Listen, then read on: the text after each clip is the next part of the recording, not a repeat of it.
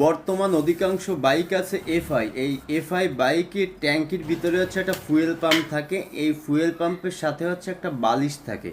এই বালিশে হচ্ছে ময়লা পড়ার কারণে হচ্ছে ট্যাঙ্কি ভর্তি তেল থাকার পরও গাড়ি হচ্ছে দুমায়। তা এমনও সমস্যায় হাজারো বাইকার পড়তেছে। তো আজকে হচ্ছে আমরা একটা হিরোর এবিএস গাড়িতে হচ্ছে এই সমস্যা। তা আমরা হচ্ছে ট্যাঙ্কিটা খুলে ফুয়েল পাম্পটা বের করে হচ্ছে বালিশটা হচ্ছে WD-40 দিয়ে ভালো করে ওয়াশ করব। একবার না দুইবার না, অনেকবার ওয়াশ করার পর হাওয়া মারবো, তারপর অকটেন দিয়ে বালিশটা ধোবো।